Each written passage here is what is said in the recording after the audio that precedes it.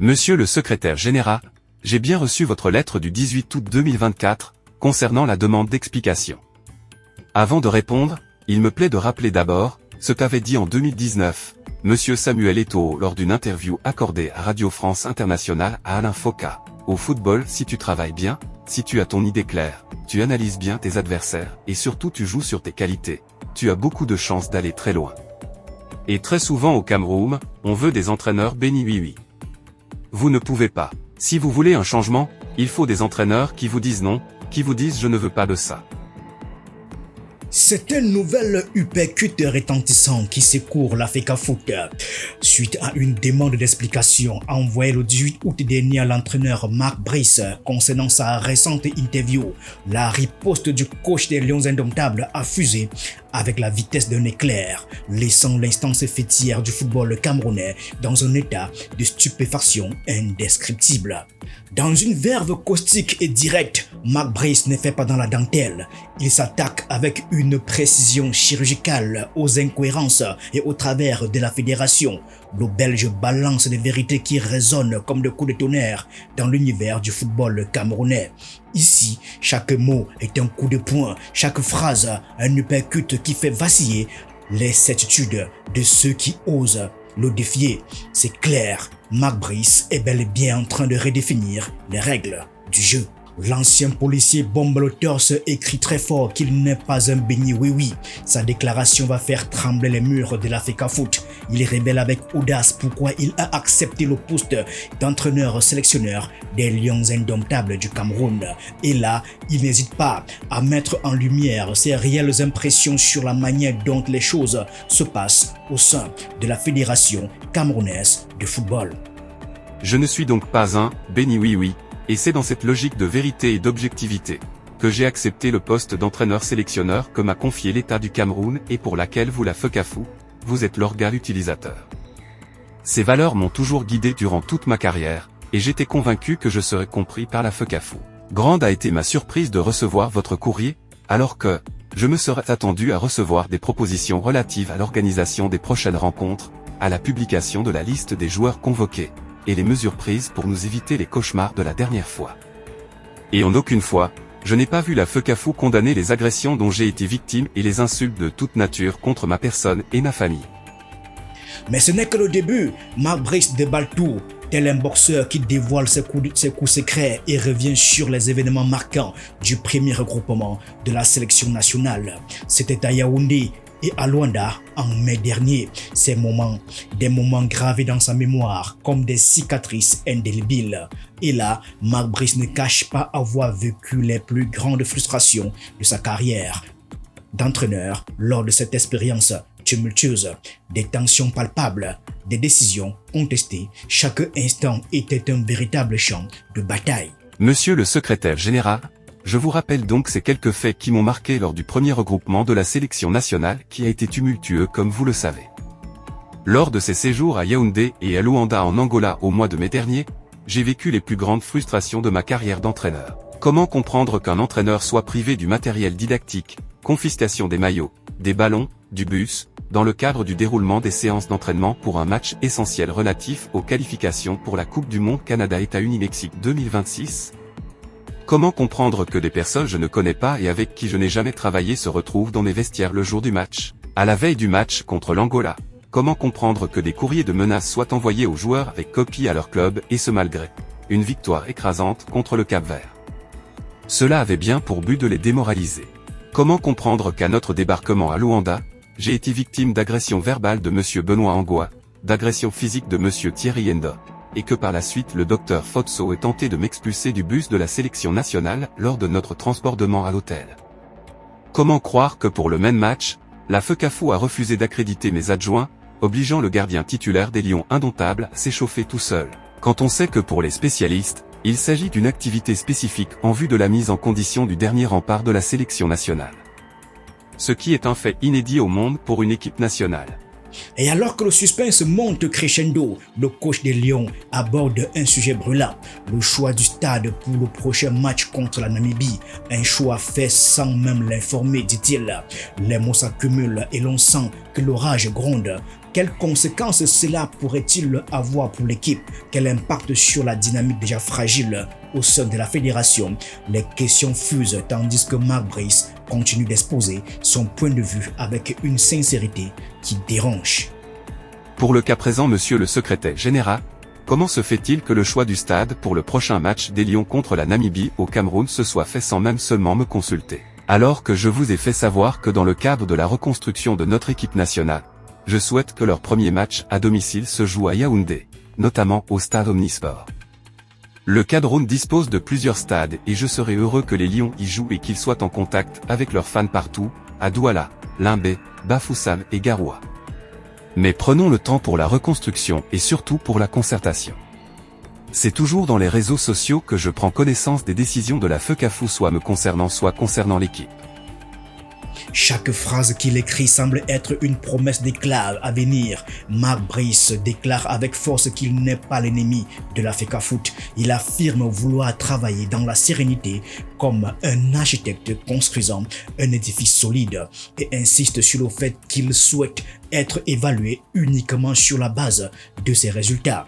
Ces paroles résonnent tout simplement comme un défi lancé au vent, mais les répercussions ne vont pas tarder à se faire sentir.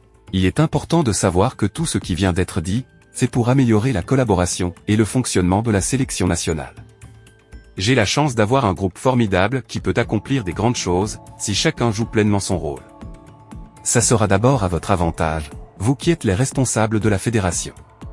Nous avons des objectifs communs à atteindre, de grâce, permettez-moi de travailler dans un climat de sérénité et non dans la haine et l'animosité. Vous avez toujours un ton martial, un ton de menace, jamais un ton poli et respectueux via accent gras vis de vos collaborateurs et même vis-à-vis des joueurs, comme cette lettre de menace datant du 19 août 2024 envoyée au capitaine Vincent Aboubakar et qu'on peut lire dans les réseaux sociaux. Tout cela me fait beaucoup de peine, que les joueurs qui ont tout donné au Cameroun soient traités avec autant de légèreté. Ce que certains en leur temps n'auraient jamais accepté. Monsieur le secrétaire général, je ne suis pas l'ennemi de la FECAFOOT. Jamais dans mes propos, je ne cherche à heurter la sensibilité des uns et des autres et telle n'est pas mon intention. Je souhaite être évalué uniquement sur la base de mes résultats et non sur ce que j'ai dit ou sur ce que je n'ai pas dit. J'ai un contrat avec l'État du Cameroun et des objectifs m'ont été fixés dans le cadre de la prochaine CAN au Maroc et de la Coupe du Monde 2026. Je reste disposé à travailler en toute confiance avec la FECAFOOT. Seulement, donnez-nous des interlocuteurs polis, courtois, professionnels et nous travaillerons tous ensemble pour faire avancer l'équipe nationale des Lions indomptables du Cameroun. Pour ma part, je considère que les incidents sont désormais derrière nous et nous devons regarder vers l'avant, pour apporter de nouvelles victoires aux Lions indomptables et remplir de joie nos millions de supporters au Cameroun et travers le monde. Immédiatement après cette déclaration du Belge, les réactions fusent. Les Camerounais sont en émoi, les journalistes s'emballent et les réseaux sociaux s'enflamment. Mark Brice va-t-il trop loin? Les spéculations vont bon train. Est-il en train de creuser sa propre tombe ou de tracer un nouveau chemin audacieux pour l'équipe? Je dis également que Mark Brice est utilisé un peu comme un pion de damier. Oui, Mark Brice, justement, c'est ça l'attitude des anciens militaires. Et son comportement peut démontrer, si vous fouillez bien, il a été entraîneur pendant combien de temps? On dit 25 ans. En même temps, il était militaire. À quel moment il entraînait? À quel moment il faisait son service? Mais il est complètement vomi par tous les entraîneurs mondiaux, que ce soit en Belgique ou en France. Oui, ses compatriotes lui disent, je suis sûr que Mark Brice, en venant, il ne connaissait même pas le Cameroun. Même la situation géographique du Cameroun sur une carte. Parce qu'il aurait compris que Samuel, c'est comme si c'est à Yaoundé qui découvre qu'il existe un footballeur qu'on appelle Samuel Eto'o. J'ai l'impression. Parce qu'il le compare à d'autres footballeurs, même les footballeurs belges, il y en a qui n'atteignent pas. Il ne sait même pas. Il n'a même pas les éléments de comparaison sur Samuel. Il découvre Samuel à Yaoundé, j'ai l'impression. Je ne sais pas quand le ministère est parti là-bas négocier avec lui, on lui a dit qu'il partait dans un pays de singes ou quoi. Parce qu'il vient, il se comporte, il met les mains en poche, il parle fort. La représentation diplomatique, selon certaines sources, a même pu déjà attirer l'attention de Mark Brice que gars, vas-y, mollo. Que va-t-il donc se passer? La tension est palpable. Une atmosphère électrique flotte dans l'air. comme avant une tempête. C'est du jamais vu au Cameroun. Les observateurs se demandent si cette bravade pourrait conduire à son limogeage imminent. Alors, qu'est-ce qu'il faut donc faire? Il faut le virer? Il faut le virer. Moi, je suis pour qu'en le virant, même on l'amène au 7, on l'entende. Ah bon? Oui. Mais il a combien de crimes? Mais il travaille pour qui? Vous êtes déjà arrivé d'aller dans une unité de gendarmerie, on vous demande qui sont vos complices? On vous torture un peu? Bon, peut-être pas torturer, mais j'aime la bonne phrase des gendarmes, déchaussez-vous. Monsieur, déchaussez-vous. Mais oui, on lui dit ça, on sert sa marbrise, monsieur, déchaussez-vous. Il va se ranger. Il va livrer les commanditaires? Pour quelqu'un, on le met dans le premier avion. Parce que quand c'est chez eux, ils ne prient pas. Hein? D'accord. On ne te prie pas pour te renvoyer dans ton pays. Et que va faire le président de l'Africa Foot, Samuel Eto'o? Le légendaire footballeur est désormais confronté à une situation incroyable. Sa réaction pourrait changer le cours des événements et redéfinir le paysage du football camerounais à jamais.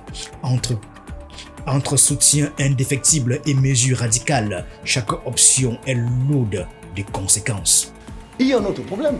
La seule chose qui réunit les Camerounais, comme on dit trivialement, le plus grand parti politique, c'est quoi? Ce sont les Lions Indomptables. Et s'il y a des faits de Lions Indomptables, on va adresser ça à qui? La façon camerounaise de football. On va dire qu'elle ne travaille pas bien. Et ce que les gens oublient encore de dire, c'est que malheureusement, dans un sens, heureusement, parce que je suis Camerounais, les deux premières sorties de Marc-Brice, c'est une victoire et un match nul.